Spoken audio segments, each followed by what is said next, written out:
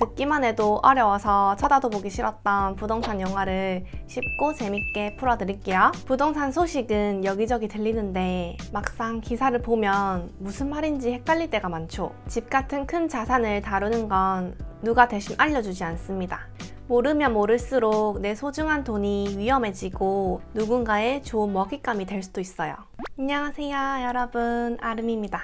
여러분, 오늘은 부동산 용어에 대해서 알아보는 시간을 가질 거예요. 부동산 소식은 여기저기 들리는데 막상 기사를 보면 무슨 말인지 헷갈릴 때가 많죠. 전문 용어도 낯설고 공부를 하려고 보니까 너무 어려운 게 많습니다. 저도 예전에는 살다 보면 자연스럽게 알게 되겠지라고 했는데 현실은 그렇지 않더라고요. 집 같은 큰 자산을 다루는 건 누가 대신 알려주지 않습니다. 모르면 모를수록 내 소중한 돈이 위험해지고 누군가의 좋은 먹잇감이 될 수도 있어요. 그래서 당장 돈이 없더라도 그 시간을 투자해서 기초부터 알아가는 게 중요해요. 그래서 지금부터 듣기만 해도 어려워서 쳐다도 보기 싫었던 부동산 영화를 쉽고 재밌게 풀어드릴게요. 첫 번째는요, 매도인과 매수인이란 단어입니다. 이건 좀 부끄러운 말인데요. 저도 이번에 부동산 공부를 하면서 은근 진짜 헷갈리는 거예요. 이거 제대로 짚고 넘어가야겠다 싶더라고요. 부동산 거래를 할 때는 이 매도인과 매수인이란 단어를 자주 듣게 될 거고, 이 단어는 부동산 계약서랑 은행 대출 서류랑 등기부 등본에 자주 나와요. 예를 들면 매수인인데 매도인 칸에 잘못 설명을 하면 계약 조건을 반대로 이해해서 계약이 잘못될 수도 있어요. 그래서 그 결과로 법적인 문제가 생길 수도 있죠. 그리고 투자나 임대 사업을 하다 보면 내가 매수인이 될 때가 있고 내가 매도인이 될 때가 있어요. 그래서 상황에 따라 다르니까 이 단어는 꼭 알고 있어야 됩니다. 그래야 거래 과정에서 혼동 없이 안전하게 진행할 수 있습니다. 여러분, 매도인은요, 부동산, 그러니까 땅, 집, 상가를 파는 사람이에요. 쉽게 말하면 내가 가진 부동산을 팔아서 소유권을 넘기는 사람입니다. 반대로 매수인은요, 부동산을 사는 사람이에요. 쉽게 말하면 남이 가진 부동산을 사서 소유권을 받는 사람이죠. 민수라는 애가 있는데 그 민수가 자기가 타던 자전거를 팔고 싶은 거예요. 그 자전거를 파는 민수는 매도인이 되는 거고요. 수지라는 사람이 민수가 올린 자전거를 사게 돼요. 그러면 이때 수지는 매수인이 되는 겁니다. 그리고 두 번째는요, 임대인이랑 임차인이라는 단어예요.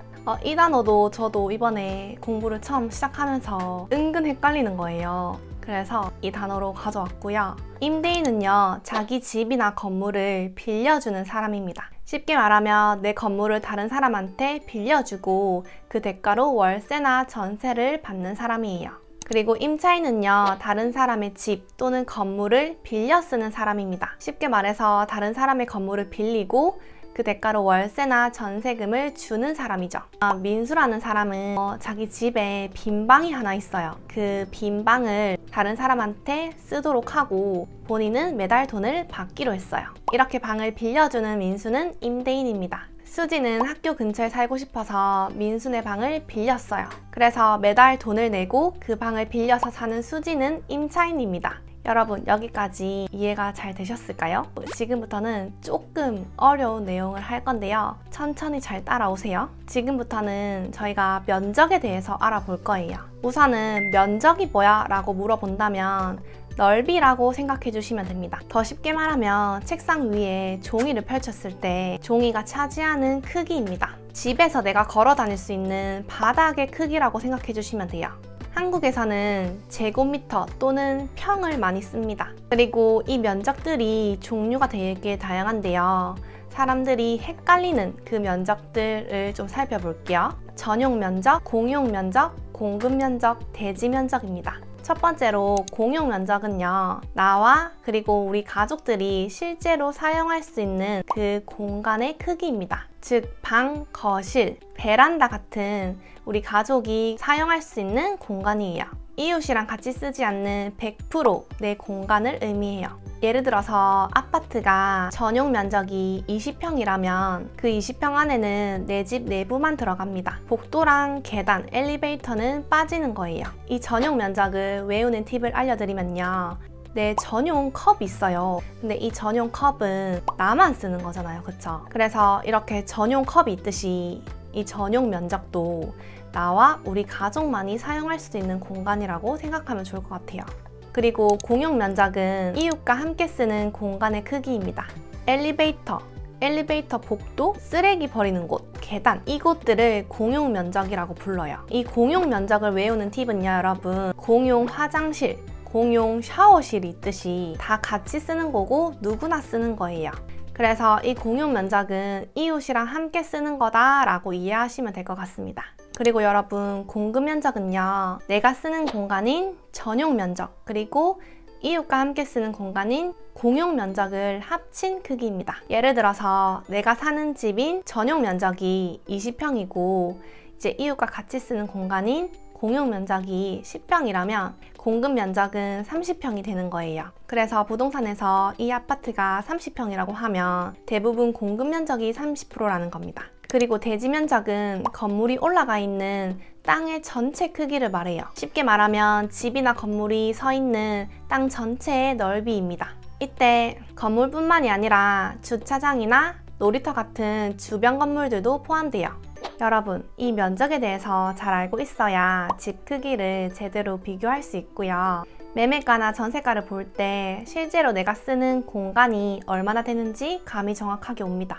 그리고 이제 마지막으로 용적률과 건폐율을 살펴볼 건데요. 이 부분은 조금 어려우니까 천천히 잘 따라오세요. 이 용적률의 사전 정의를 보면요, 건축물의 전체 연면적을 대지 면적으로 나눈 비율이에요. 정의가 되게 어렵죠. 쉽게 말하면 땅 위에 몇 층까지 건물을 세울 수 있을지 결정하는 비율입니다. 예를 들어서 200제곱미터 땅에 50제곱미터의 3층짜리 건물을 지으면 연면적은 150제곱미터가 되는 거예요. 그래서 용적률은 75%가 돼요. 이 용적률 계산법은요, 연면적 나누기 대지면적 그리고 곱하기 100을 해주면 됩니다. 연면적이 50제곱미터의 3층이라서 150이 되는 거고 대지면적은 200이 되는 겁니다. 거기서 곱하기 100을 해주면 75가 나와요. 이 숫자가 의미하는 바는 법적으로 100%의 건물을 지을 수 있을 때 지금 현재까지는 75%만큼의 집을 지었다는 이야기고요. 25%만큼 더 지을 수 있다는 뜻이에요. 여기서 핵심 팁은요, 용적률이 낮을수록 재개발 시 세대수 증가 가능성이 높아져서 수익성이 높아집니다. 그리고 건폐율은요, 대지 면적 대비 1층 면적 바닥의 비율입니다.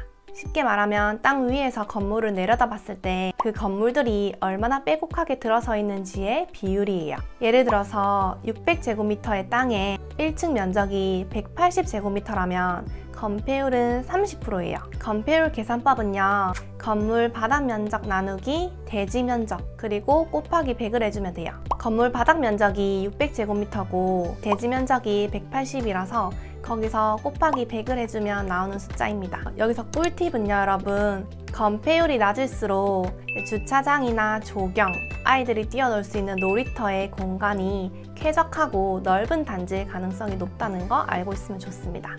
그럼 여러분, 용적률이랑 건폐율이 무조건 낮으면 좋을까요? 그건 아니고요. 상황에 따라 다릅니다. 용적률이 낮다는 건 건물이나 아파트의 층수가 낮아서 나중에 증축 여유를 할 가능성이 크고요. 재개발 리모델링 시 추가로 건물 면적을 늘릴 수 있어요. 그러면 용적률이 높다면 이미 땅을 꽉 활용한 상태라서 증축할 여유는 없어요.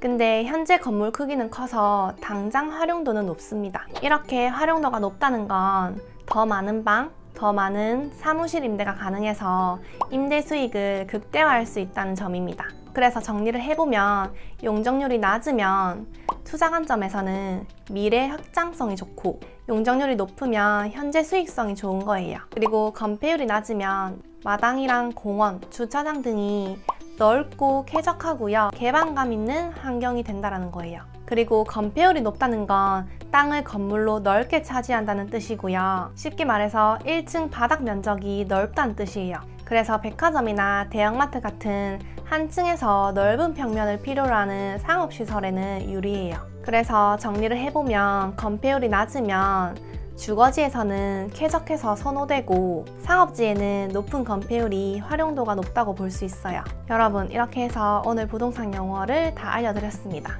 제가 쉽게 설명한다고 했는데 이해가 잘 되셨으면 좋겠고요. 조금이나마 여러분들한테 도움이 되셨으면 좋겠습니다. 제가 이 컨텐츠는 처음 해보는데 반응 괜찮으면 계속 만들어 볼게요. 또 영상 보시면서 궁금했던 사항들 댓글로 알려주시고요. 오늘 영상도 끝까지 봐주셔서 감사하고요. 그럼 또 다음 영상에 유익한 모습으로 찾아뵙겠습니다. 안녕!